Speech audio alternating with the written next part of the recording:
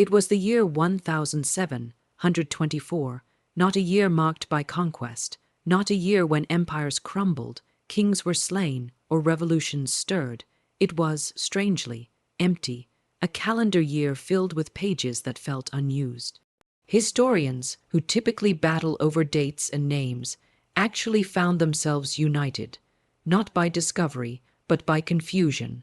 What was 1724? What had the world done that year? And the answer, very little. In fact, almost nothing at all.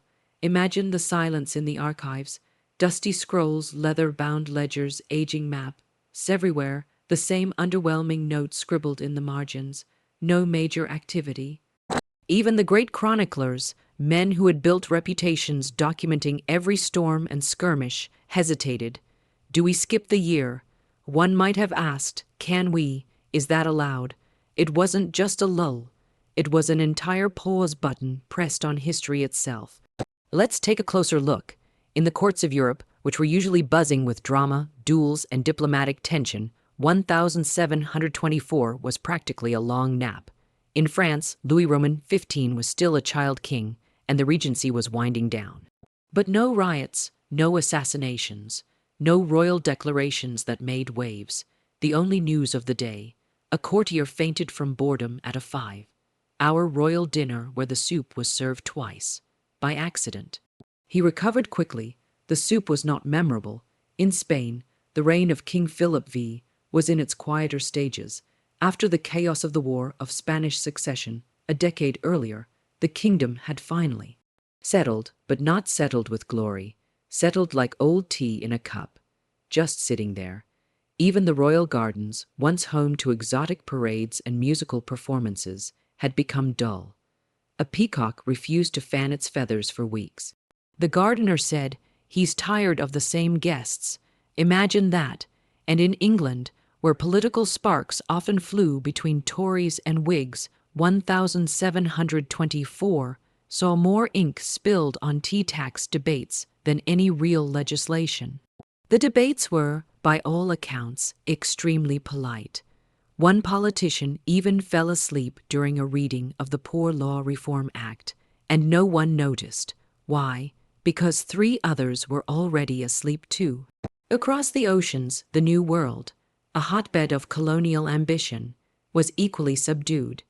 In Massachusetts, settlers complained more about potholes in muddy roads than about native skirmishes or royal governors. And in Virginia, the most scandalous event was a broken wagon wheel during a church parade. The wheel was repaired, the crowd clapped, then they just went home. What kind of year was this? Even nature seemed unwilling to disturb the peace. There were no major earthquakes, no famines, no devastating floods or monstrous blizzards that would freeze an empire or shake a continent. In fact, weather records from the time describe the year as generally mild. Imagine that, a global shrug from the sky. And what about the arts, you ask? Surely some cultural flame flickered. Well, J.S. Bach did compose a few cantatas that year. Quiet ones, gentle ones, but no great premieres, no wild new symphonies, no plays that brought down the house.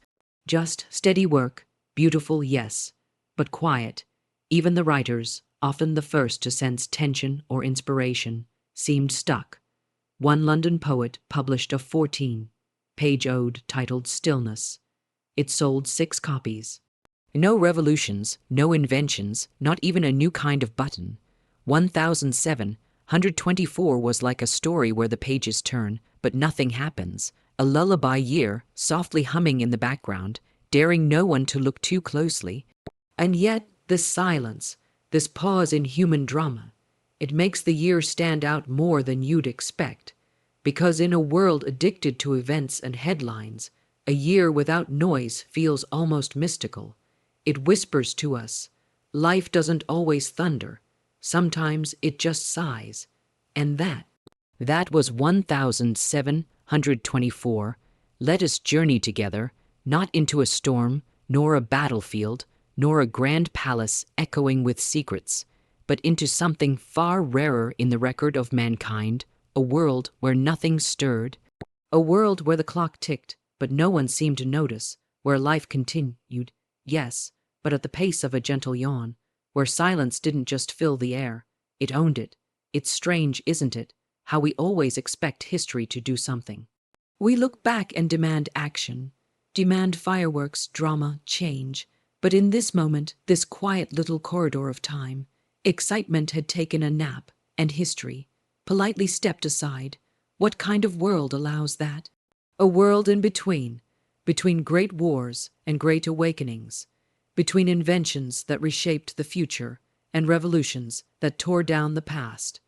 This was not a time of kings rising or empires falling.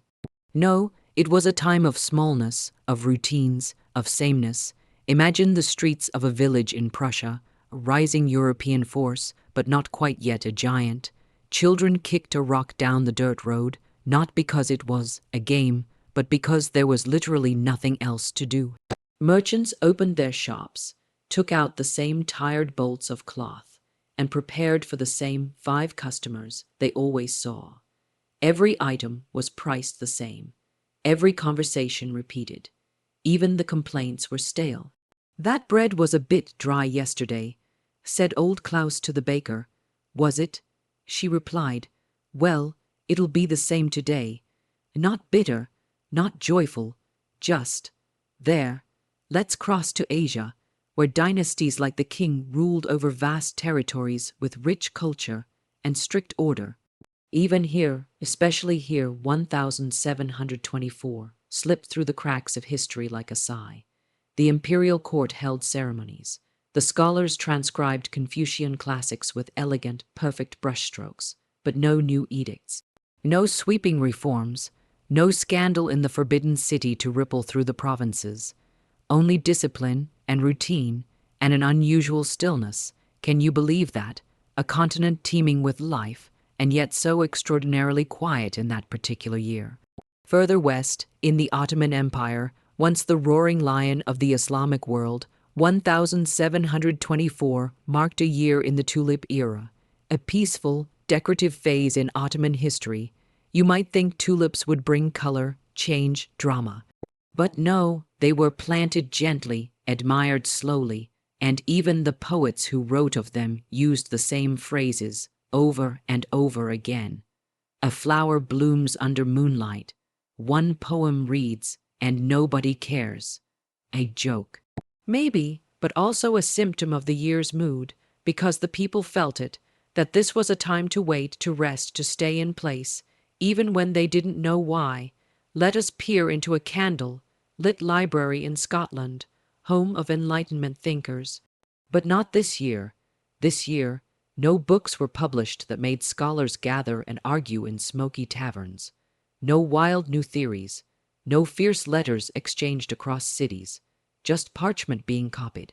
Notes being edited, and one student, half asleep at his desk, mumbling, "What's the point of all this anyway? What's the point?" That question, hanging in the air of 1724, might have been the most exciting thought of the whole year. Even the oceans, so often the stage of exploration and danger, felt docile. Pirates, few. Storms, minor. The captains sailing across the Atlantic that year often recorded the same sentence again and again in their logbooks: winds calm, sea flat, no sightings, nothing today.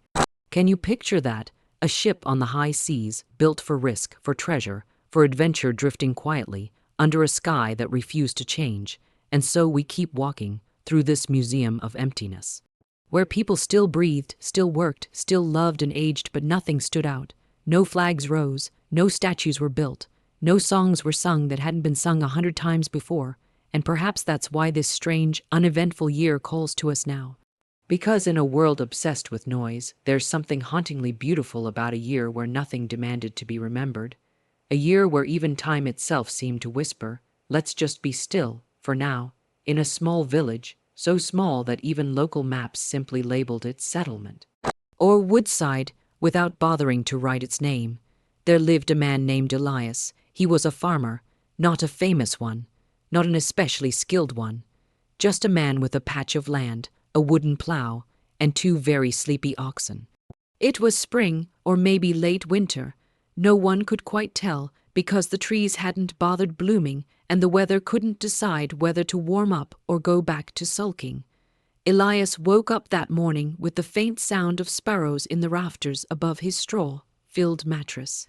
He stretched, he blinked, he thought for a moment, and then he stayed in bed. No urgency, no alarm bells, no wild wind banging at the shutters, just stillness, and why not? The world wasn't calling. There were no visitors coming, no letters to answer, no debts due.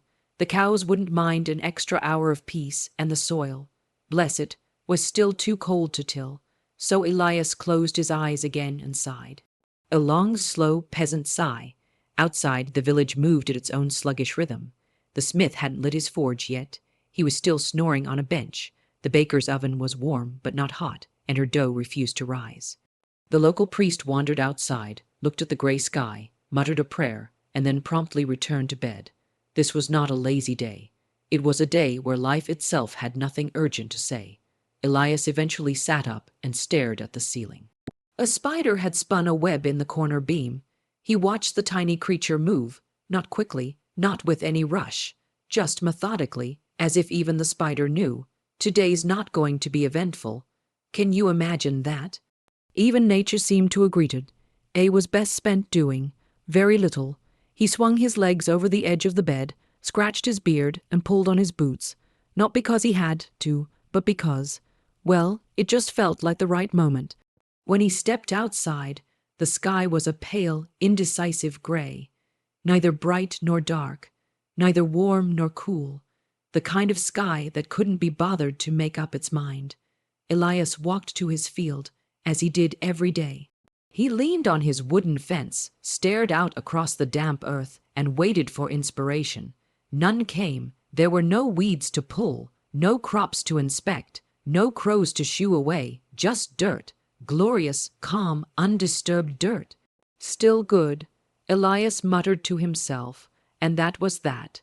He turned around and headed to his small barn. Inside, his 2 oxen blinked at him slowly, chewing their cud in total silence. One of them lifted its head slightly, then went right back to chewing.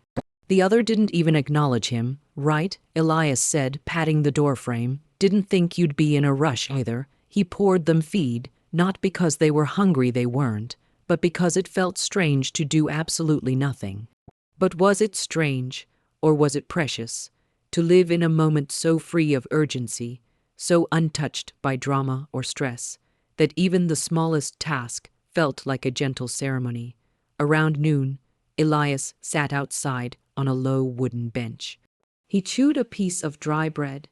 He watched a bird hop along the roof. He noticed a neighbor wave from afar, not with excitement, but with familiarity, a wave that said, "We're still here, nothing's changed, and that's okay." Because here's the truth, in years like 1724, men like Elias lived lives that history books never cared to write about. There were no proclamations, no revolts, no heartbreaks or heroes, just one quiet man on one quiet day, in one quiet village the world forgot. And somehow, that was enough. Isn't that strange, that in a world obsessed with events, we rarely honor the beauty of days where nothing happened at all? But Elias, he lived it, one breath at a time. One silent moment after another.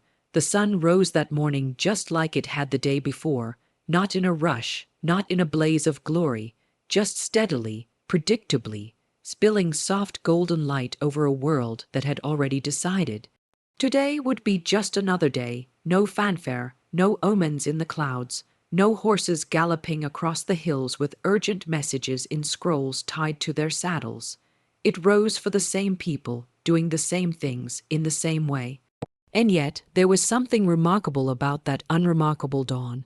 Across Europe, people opened their shutters and yawned. A miller in Bohemia squinted at the sky, nodded to himself, and turned back inside to stir the same pot of oats he stirred every morning. A shepherd in the hills of Wales counted his sheep, still 42, still healthy, still chewing like philosophers with nothing new to say. The wind was mild, the trees didn't sway too much, the birds chirped politely, as if they, too, agreed not to startle the world. Can you imagine that kind of peace, the kind where nothing interrupts you, not even nature? No wars broke out, not even a little one, no skirmishes on forgotten borders, no angry lords in distant castles raising flags or sharpening swords. In a time when conflict was often seasonal, wars starting with spring and cooling down by autumn, this year decided to skip the drama. No letters sealed in wax calling men to arms, no blacksmiths hammering out swords, no villagers worrying about who would burn their crops or steal their cattle. The black powder stayed dry, the cannons were quiet, and the war drums, they collected dust in the corners of garrisons that hadn't been cleaned in months. No royal weddings took place, not a single one, and that was very unusual, because in the courts of Europe's, Spain, France, Austria, Sweden, even the tiny duchies, there was always some nobleman trying to marry off his daughter, or a prince being paired with someone he'd never met to secure a treaty. But in 1724, nothing, no silks ordered, no diamonds bought, no guest lists scribbled on parchment, no cakes, no parades, no fireworks. The palace halls remained empty of music. The violinists practiced quietly in case something changed. But nothing did.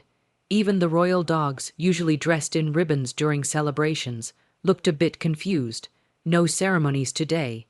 No fancy meats or leftover duck bones. Nope, just kibble and a nap. And then, perhaps most astonishing of all, no plagues, not even a whisper of sickness worth writing down. In an age when illness often traveled faster than letters, this was nothing short of a miracle. No strange rashes, no coughing that spread through alleys and parishes, no mysterious fevers that left doctors scratching their powdered heads. Hospitals were quiet, herbalists were bored, and the graveyards, they stayed as they were, undisturbed. What kind of year was this, when even the fleas and flies took a break? Not even a scandal involving goats, and that was genuinely rare. You see, in small towns across the countryside, it was almost a weekly occurrence. A goat wandering into someone's garden, a disputed fence line, a misunderstanding at the market over ownership, maybe even a drunken claim that a goat could speak Latin. Scandals involving goats, while absurd, were surprisingly common, but not this year. The goats were calm, the fences held. No one was accused of stealing wool or talking to animals or dancing in moonlight with the baker's livestock. Even the village gossip, that one woman who always knew who was sneaking around with whom, had nothing to say. She sat in her rocking chair, knitting slowly, lips pursed in frustration.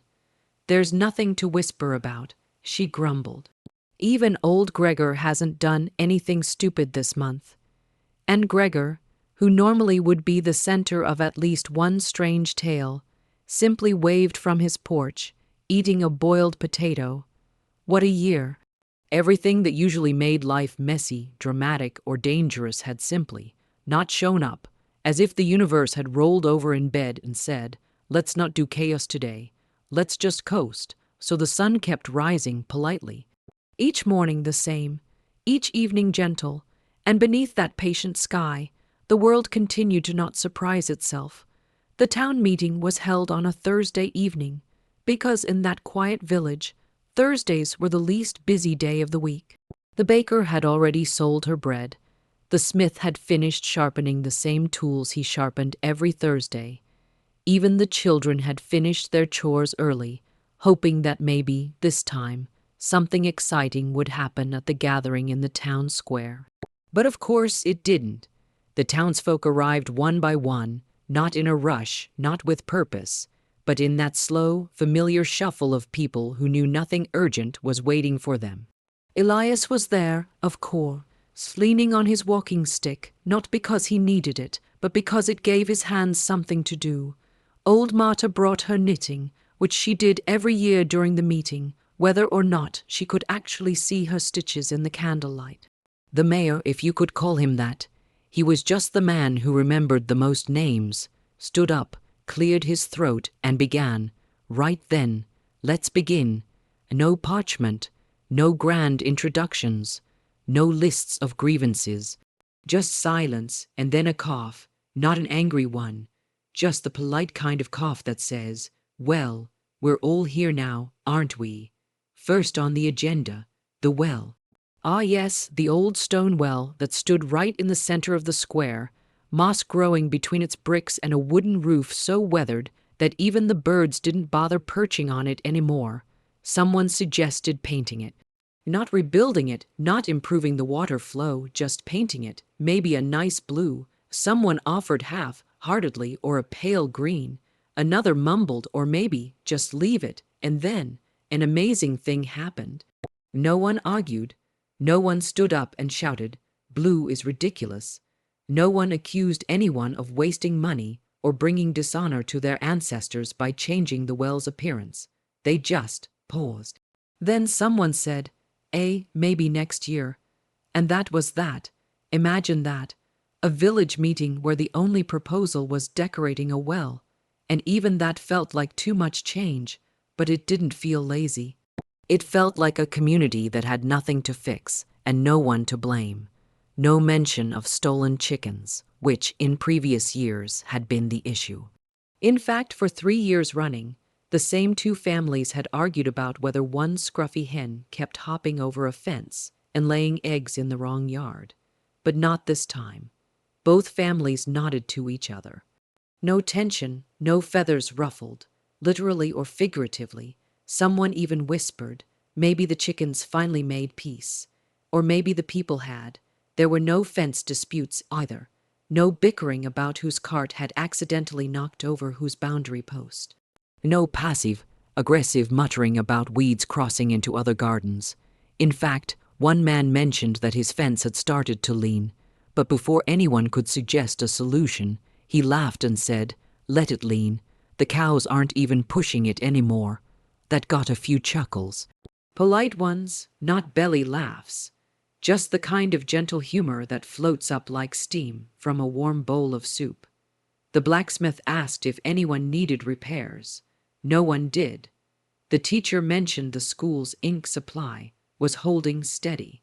Someone reported the weather had been mostly tolerable. That was the most dramatic word of the night. Tolerable, no speeches, no voting, no finger pointing, only a kind of shared sigh between neighbors who realized they had very little to say, and even less to worry about. One young man stood up toward the end, newly married, new to meetings. He asked if the town might build a bench by the river, somewhere to sit and watch the water. People considered this. Nice idea, said one. But we'd have to chop a tree, someone else added. A long pause. Then the mayor shrugged and said, perhaps next year. The river's not going anywhere. Everyone nodded in agreement, because what was the rush? The river would flow. The seasons would turn. The well would stand. And in this most peaceful of years, the absence of urgency felt like a luxury.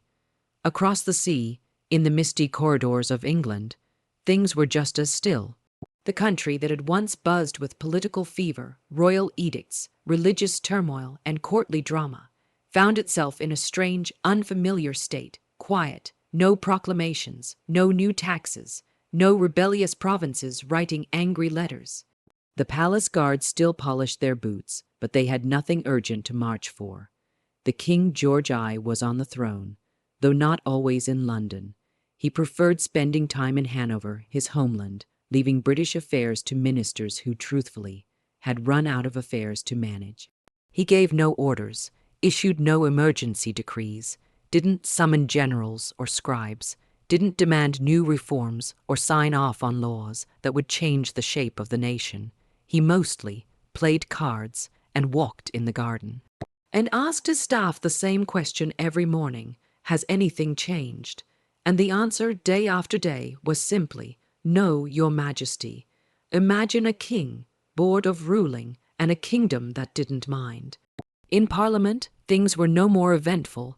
The members gathered dutifully, in powdered wigs and buttoned coats, seated on benches that had known much louder arguments in previous years.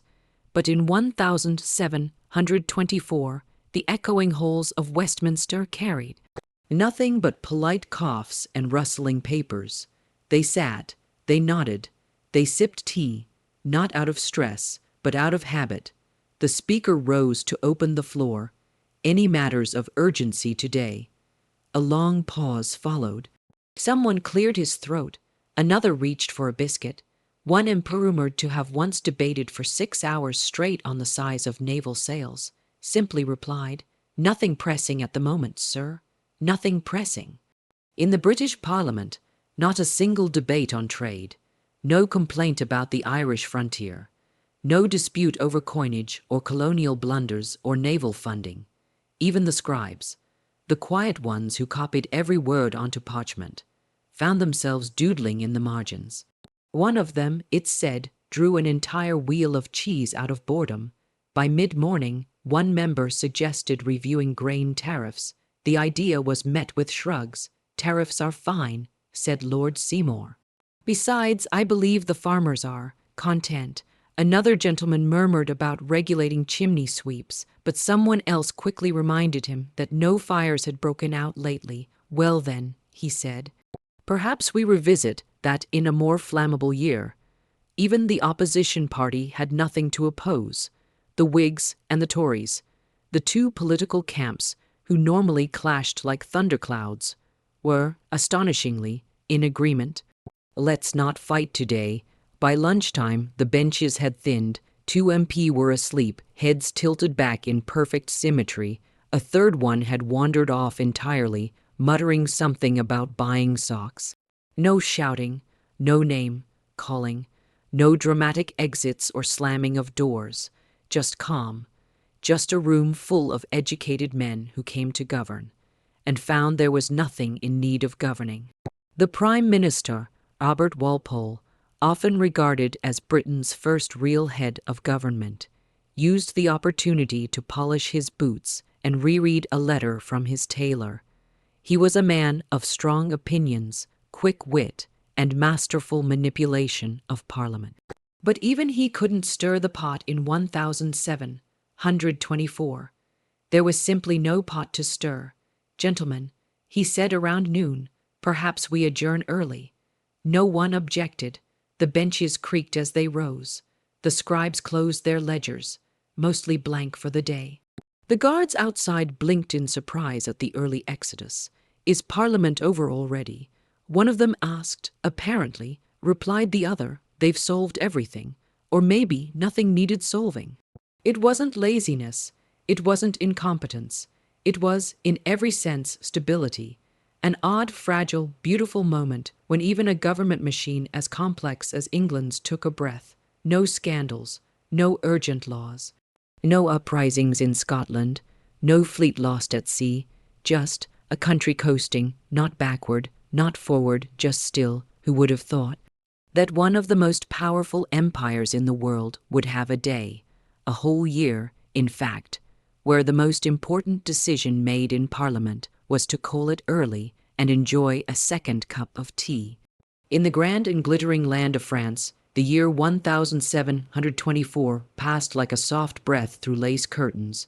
This was a nation of elegance, of powdered wigs and candle-lit salons, where nobility whispered behind silk fans and scholars debated poetry over wine. But in this particular year, France had nothing to declare, no revolutions, no royal scandals, no philosophical breakthroughs shaking the salons of Paris, just cobbled streets, lazy afternoons, and a population that, for once, didn't feel like doing anything extraordinary. So when a merchant's hat fell off in the middle of a quiet market square in Lyon, people noticed. It was not a dramatic fall. There was no gust of wind, no duel, no chase through the streets. He simply turned too quickly, sneezed once, and the hat slipped from his head and landed neatly on the cobblestones. A woman gasped, a boy pointed. 2 elderly men turned their heads as though something wild had just occurred. Could it be? Was this the most exciting thing to happen in weeks? The merchant, whose name was Bernard, though nobody ever wrote that down, paused. He looked at the hat. Then he bent over and picked it up, dusted it off with the flick of his wrist, and placed it gently back where it belonged. And that, dear listener, was the headline of the day. This small event, this flutter of fabric, was as close as France came to a story that spring. It was whispered across wine counters, retold in overgrown gardens, mentioned with impressive seriousness at a dinner table in Versailles by someone who claimed he had a cousin who saw it happen. Even a local pamphlet included the moment in its weekly column beneath the section titled Public Curiosities. Tuesday, a felt hat, gray and wide, brimmed, belonging to a cloth merchant, was seen leaving its master's head unexpectedly. The hat was recovered safely. All is well. That was the level of newsworthiness in 1724, and the rest of France. The countryside continued its quiet rhythm. In Provence, lavender fields bloomed on schedule. No harvest failed. No locusts came. The farmers nodded at the sky and said, "Seems fair." In Burgundy, the vineyards produced exactly the amount of grapes expected. No record-breaking vintage, no crushing shortages, just wine, served at average feasts by average men with average opinions. Even the artists, always known to stir something, emotion, protest, scandal, fell into repetition. A painter in Paris finished the third version of the same still life, a pear, a candle, a pewter plate. His apprentice asked if they should try something new. "Why, the pear's still good," he replied. The theaters, once bursting with dramatic premieres and royal attendants, remained sleepy. No new Molière. No grand tragedies. No actresses eloping with noblemen.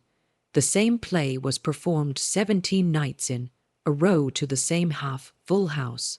People clapped softly, not out of joy, but out of muscle memory. In Versailles, the court dances continued, minuets, gavottes, but even the dancers moved more slowly, as though they, too, felt no pressure to impress. "Should we rehearse more?" one court musician asked. "Why?" replied the conductor. "They never notice when we make mistakes anyway." The philosophers, always ready to argue, spent more time in the garden than in thought. A certain Monsieur Lefebvre, known for lecturing endlessly on the human condition, was found napping beneath an elm tree. When asked what he was working on, he simply said, "Stillness," and no one questioned it. The press had nothing to print. Printers, who usually rushed to meet deadlines filled with gossip, war reports, or royal decrees, started filling space with recipes, lentil stew, chicory root tea, and of course, tips for re-blocking your hat. In Marseille, the docks were quiet. No major ships arrived. No exotic cargo stirred the market. Sailors spent their days mending nets, not because they had to, but because they were bored. Even the fish seemed less energetic that year. A fisherman declared, "They bite less, like even the sea is tired." And so it was that in 1724, in a country known for grandeur, the most talked about moment was a man dropping his hat. No riots, no arrests, no letters sent to the king in panic. Just one small gust of life in a year made entirely of sighs. Because sometimes, when the world forgets to stir, we notice the smallest ripple. Even if that ripple is just a hat, the weather in 1724, unremarkable, utterly, beautifully, astoundingly average. It was the kind of year where the clouds showed up, but they didn't do much. They drifted across the sky like lazy philosophers, too bored to burst into storms or gather into anything threatening. Just there, and honestly, it confused people. Farmers looked to the sky, squinting for signs. Storms, frost, something unexpected. But the sky kept giving them the same answer, "Not today, maybe not ever." In the spring, the rains came in soft, even intervals, not pounding down with fury, not withholding in drought, just enough to darken the soil, feed the crops, and make the earth smell rich and alive. But even the thunder seemed hesitant, rolling once or twice in the distance like an old man clearing his throat, then fading into silence. "Was that thunder?" one woman asked while hanging her laundry. "I think so," her neighbor replied, "but maybe it was just my stomach." No one could tell. Summer arrived as gently as a sigh. There were no scorching days to blister the skin, no parched soil, no cracked riverbeds, no desperate prayers for rain. The sun shone, yes, but with restraint. It peeked out, warmed the fields, then tucked itself behind a cloud just long enough for people to say, "That's nice, that's enough." Shade was always nearby. Breezes drifted through wheat fields like whispers, never rushing, never angry. Bees buzzed in a kind of slow motion. Children ran barefoot on dirt paths that didn't burn their feet, and old men napped under trees without ever shifting to escape the heat. Can you believe that? An entire summer. Without a single complaint. Even the animals seemed to appreciate the moderation. Dogs panted less. Cows wandered farther from the shade. Not a single rooster refused to crow because of a heat wave. Everything just functioned. Then came autumn. And yes, the leaves turned, but not in fiery, dramatic bursts. There were no storms to tear them down early. No unexpected cold snaps that froze them overnight. They fell when they were ready. Softly, slowly, one leaf at a time, a boy in Bavaria was heard saying, "I tried to catch one, but it floated away so gently, I gave up." Even the wind was kind, turning corners politely, never howling. Lanterns stayed lit at night. Women walked home from the market without clutching their cloaks tight, and there were no rumors of wolves driven down from the hills by early snow, because there wasn't any. By the time winter arrived, people were preparing for the worst. They always did. They braced for icy winds, snowdrifts, chimney collapses, frostbite, but none of it came. The frost whispered, but it never shouted. There were a few flakes, yes, dustings of snow like powdered sugar on rooftops, but never enough to shovel, never enough to trap carriages in the road or freeze the wells solid. Firewood stacks stayed high. Blankets were folded and unused. Even the icicles hanging from the church eaves looked like they were resting instead of clinging for dear life. In coastal towns, where gales and crashing waves were a constant fear, the sea behaved itself. No hurricanes, no floods, no boats shattered by angry swells. Fishermen went out, caught fish, came back. Every time, the sea didn't claim a single soul that winter in some villages. That was unheard of. One sailor, known for his superstition, kissed the deck of his boat and said, "Either the gods are asleep, or they've finally forgiven us." No one even talked about the weather that year, and that in itself was shocking. Because weather is what people talk about when there's nothing else to talk about. But in 1724, they didn't need to. The weather simply was. No drama, no disaster, just a perfect, quiet neutrality. As if the sky itself had joined the world in deciding, let's not make a fuss this year.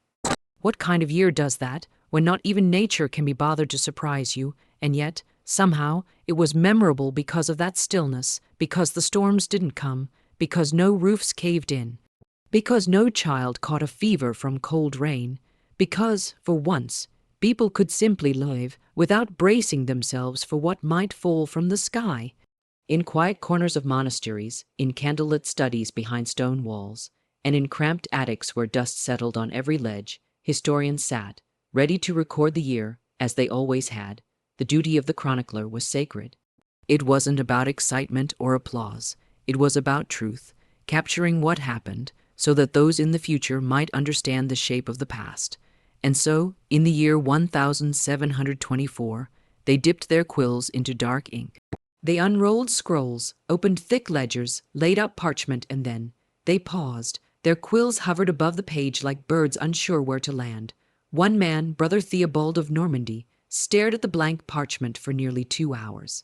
He finally wrote, "This winter was mild, no one died."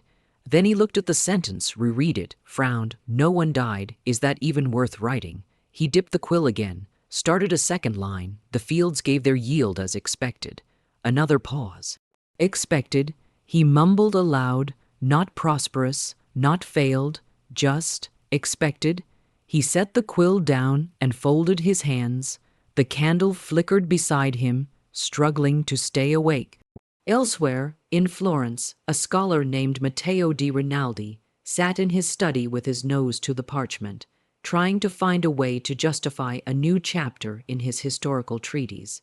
He had written about years of war, of fire, of pestilence. Now came 1724, and it stared back at him like a compond. No ripples. He jotted a title across the page of the year in which little occurred. Then he crossed it out, too dramatic. Next attempt, a pause in Providence, also scratched. Too poetic. Finally, he left it blank. What was there to say? No kings were dethroned. No cathedrals collapsed. No philosophers were burned for dangerous thoughts. Just scholars like him, hunched over desks, wondering how to stretch a sigh into a paragraph. In England, the royal recorders in Westminster kept their annual logs. One clerk, known for impeccable detail and perfect calligraphy, began his entry for June with this line, "Nothing of note." He paused. Added underneath, except that the roses bloomed slightly earlier, then frowned. "That's more botany than history," he muttered, and so he flipped the page forward, thinking something, anything, might happen in July.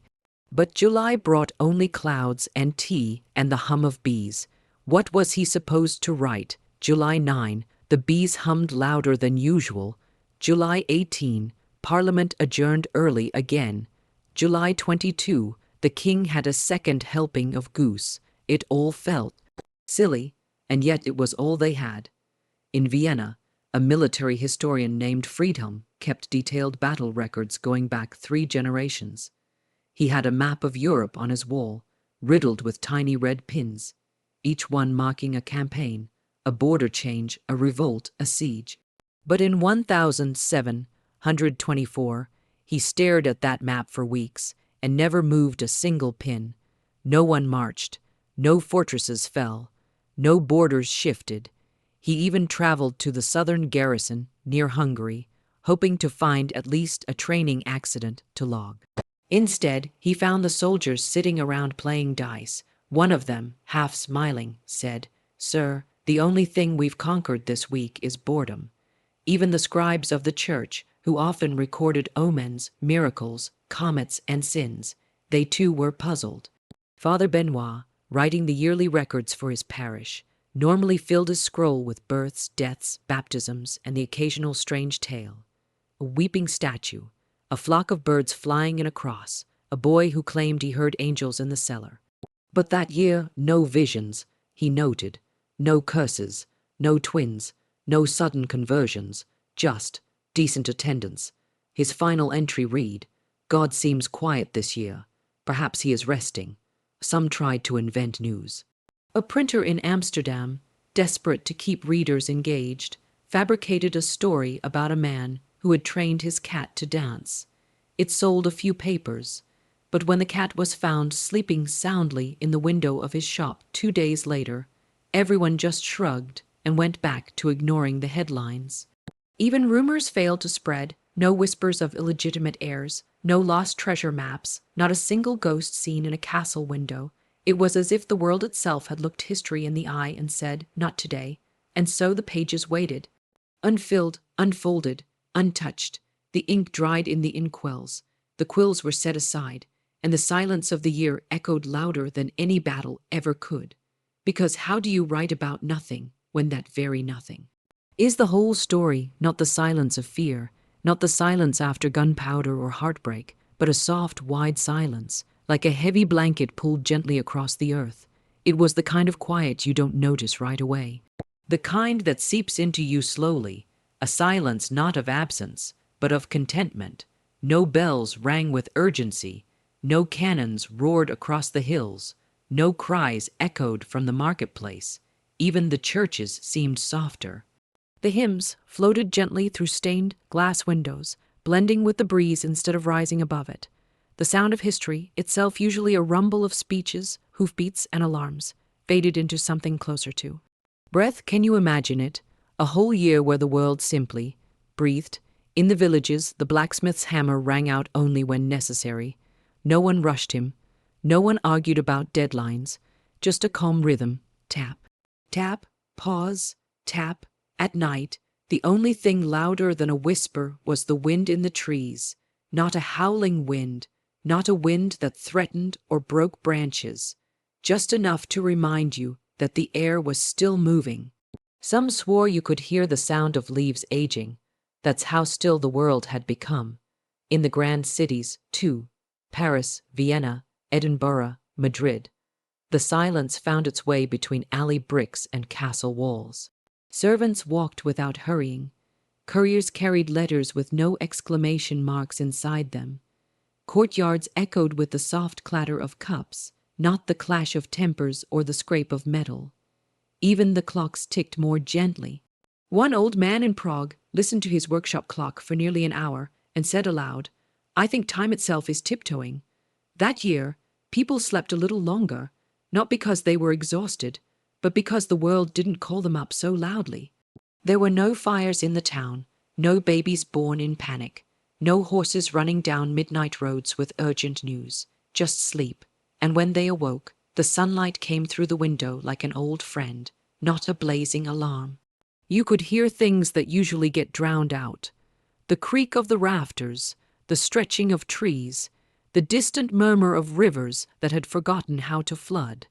And then, the most curious thing of all, even time seemed to lose interest. Chronicles, normally thick with kings and conquests, had blank chapters. The royal scribes left whole pages untouched, not by mistake, but because nothing interrupted the silence. What do you write when nothing demands to be remembered? One historian called it the vanishing year, but even that was too dramatic because it didn't vanish, it just never made noise. A traveler passing through Belgium wrote in his journal, "I have crossed 6 cities. Not a single beggar cried, no soldiers marched, and I heard no news louder than the price of flour. It is as though the earth is tired of telling stories." And time, that constant forward motion we all chase or fear, seemed to shrug and say, "Let's sit still for once." The calendar flipped to the next day with a whisper, not a drumroll. Months passed like shadows crossing a wall. No rush, no sprint, just motionless motion. Some said the silence was eerie, some called it peaceful, others didn't notice until after, when they looked back and tried to remember. But there was nothing to remember. And that's what made it unforgettable. Because when you try to look into the memory of that year, it's like opening a book where the ink has faded. The pages are still there. The paper still rustles. But the words gone, or perhaps never written at all. You reach for it 1724, and it slips past your fingers like mist, not hidden, just uninterested in being found. And so a silence settled so deep over the world that year, you could almost hear time forgetting it happened. Not as an error, not as a punishment, but as a moment of rest, a pause in history's relentless breath, and maybe, just maybe, that's worth remembering. And so the year passed, without a spark, without a clash, without even a whisper loud enough to shake the dust from the shelves of time. No statues were raised, no poems were written about it, no memorials mark its name. It was a year the world forgot because the world didn't need to remember it. No one was crowned, no one was condemned. The clocks ticked gently, the people breathed slowly, and even the stars above blinked in rhythm with the quiet below. It was a year when history sat down, folded its arms, and simply chose to rest. And maybe in a world so full of noise, so eager to remember the chaos, the crisis, the clash, maybe it's worth remembering the year when nothing happened. Because in that stillness we find something rare, peace,